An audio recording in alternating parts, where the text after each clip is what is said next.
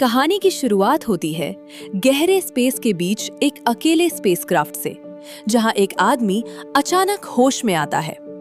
उसका नाम है रायलन ग्रेस। लेकिन प्रॉब्लम यह है कि उसे कुछ भी याद नहीं, ना वो यहाँ कैसे पहुंचा, ना ये मिशन क्या है, और ना ही अपना पास्ट। जैसे तैसे वो खुद को संभालता है और स्पेसक्राफ्ट का इंस्पेक्शन करता है। तब उसकी नजर अपने दो साथियों पर पड़ती है। दोनों अपनी सीट्स पर ही बैठे होते हैं, लेकिन अब जिंदा नहीं। पूरी स्पेसशिप में सिर्फ ग्रेस ही बचा होता है। वो घबराकर खिड़की से बाहर देखता है, और जो नजारा उसके सामने होता है उससे उसके होश उड़ जाते हैं। ना अर्थ, ना मून, ना सोलर सिस्टम, सिर्फ अनजान सितारे। कंप्यूटर बताता है कि वो अर्थ से लगभग 12 लाइट ईयर्स दूर एक दूसरे स्टार सिस्टम में पहुंच चुका है। अगर वो अभी घर लौटने की कोशिश करे तो भी उससे करीब 13 साल लग जाएंगे। इसी बीच उसकी याददाश्त धीरे धीरे वापस आनी शुरू होती है।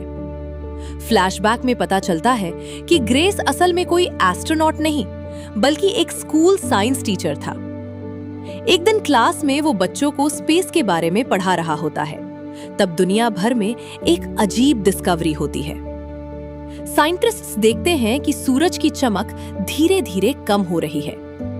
इन्वेस्टिगेशन के बाद पता चलता है कि इसके पीछे एक माइक्रोस्कोपिक ऑर्गेनिज्म है, जिसे नाम दिया गया एस्ट्रोफेज। ये अजीब जीव सूरज की एनर्जी को अब्सॉर्ब करता है और उसे स्टोर कर लेता है।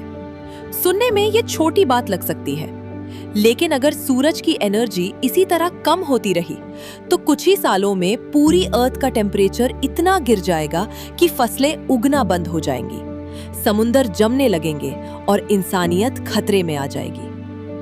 ग्रेस की रिसर्च देखकर एक powerful government officer Eva straight उससे अपनी सीक्रेट टीम में शामिल कर लेती है।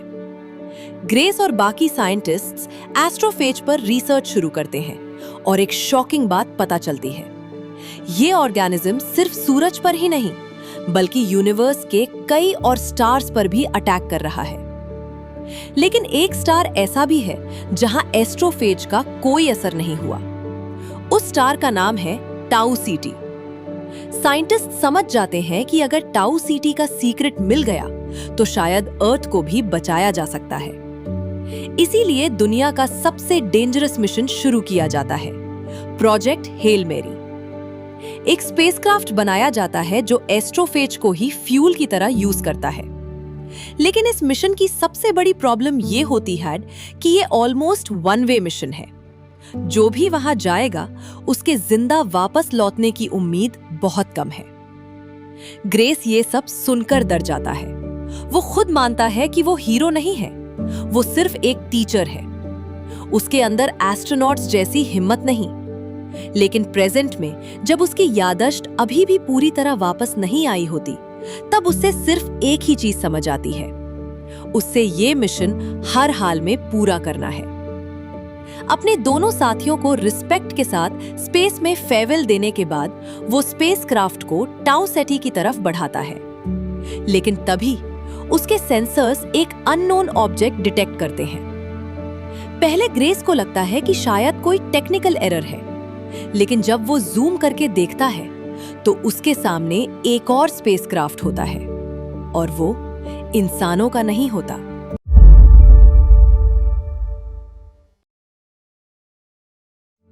यूनिवर्स में पहली बार एक इंसान की मुलाकात होने वाली थी, एक एलियन से। ग्रेस कुछ देर तक उस एलियन स्पेसक्राफ्ट को सिर्फ देखता ही रह जाता है। इतनी दूर, अर्थ से हजारों करोड़ किलोमीटर दूर। उसे कभी उम्मीद भी नहीं थी कि किसी और इंटेलिजेंट सिविलाइजेशन से उसकी मुलाकात होगी। तभी एलियन स्पेसक्राफ्ट की तरफ से एक छोटा सा कंटेनर उसके शिप की तरफ भेजा जाता है। ग्रेस पहले उसे स्कैन करता है। उसे लगता है शायद ये कोई अटैक हो, लेकिन जब स्कैनर किसी भी तरह का डेंजर डिटेक्ट नहीं करता तो वो उस कंटेनर को अपने स्पेसक्राफ्ट के अंदर ले आता है। कंटेनर के अंदर एक छोटा सा मॉडल होता है। ध्यान से देखने पर ग्रेस को समझ आता है कि ये एक स्टार मैप है। एलियन अपने होम प्लैनेट का लोकेशन बताने की कोशिश कर रहा था। ग्रेस को तब एहसास होता है कि सामने वाला क्रीचर दुश्मन नहीं, बल्कि उससे बात करना चाहता है। कुछ ही देर बाद एलियन स्पेसक्राफ्ट एक अजीब सी टनल बनाता है जो दोनों शिप्स को कनेक्ट कर देती है।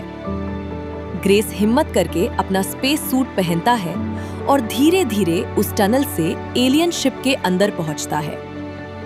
वहां उसकी मुलाकात होती है एक बिल्कुल अलग तरह के जीव से। उसका शरीर पत्थर जैसा था, उसके 5 पैर थे और सबसे अजीब बात, उसकी आंखें ही नहीं थी। वो देख नहीं सकता था। वो आवाजों की वाइब्रेशन से अपने आसपास की दुनिया को महसूस करता था। ग्रेस उस एलियन का नाम रखता है रॉकी।